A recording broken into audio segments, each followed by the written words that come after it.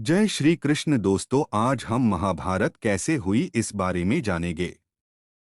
महाभारत केवल एक पारिवारिक युद्ध की कहानी नहीं है, बल्कि धर्म और अधर्म के संघर्ष का महान इतिहास है। यह कथा हमें बताती है कि जब मनुष्य भगवान की इच्छा और धर्म के मार्ग से हटकर अहंकार, लोभ और ईर्ष्या में फंस जाता है, तब विनाश निश्चित हो जाता है। हस्तिनापुर के राजवंश में दो शाखाएं थीं, पांडव और कौरव। पांडव धर्मप्रिय, भगवान के भक्त और सत्य के मार्ग पर चलने वाले थे, जबकि कौरव विशेष रूप से दुर्योधन अहंकार और ईर्ष्या से भरे हुए थे। दुर्योधन को पांडवों की योग्यता और लोकप्रियता सहन नहीं होती थी। इसी द्वेष के कारण उसने छल और कपट का मार्ग अपनाया। जुए के खेल में कपटपूर्वक पांडवों से उनका राज्य छीन लिया गया। द्रौपदी का अपमान हुआ, जो अधर्म की पराकाष्ठा थी। भगवान उस समय प्रत्यक्ष रूप से हस्तक्षेप नहीं करते, क्योंकि वे जीव को उसकी स्वतंत्र इच्छा के अनुसार कर्म करने देते हैं, परंतु वे अपने भक्तों की रक्षा का संकल्प भी रखते हैं। पांडवों को 13 वर्ष का वनवास सहना पड़ा, लेकिन उन्होंने भगवान पर विश्वास नहीं छोड़ा।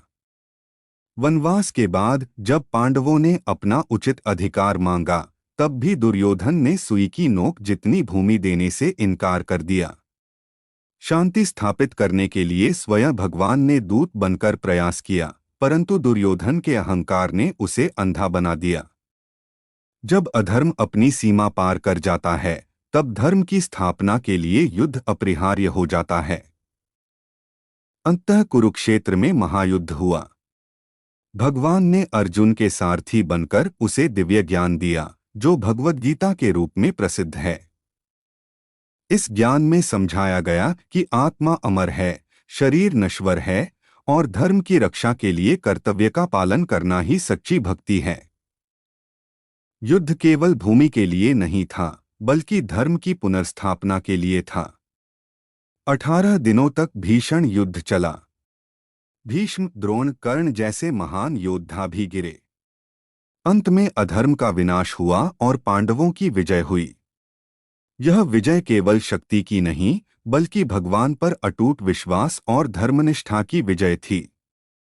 महाभारत हमें सिखाता है कि जब हम भगवान को जीवन का केंद्र बनाते हैं, तो चाहे कितनी भी कठिनाइयां आए, अंततः धर्म की ही जीत होती है।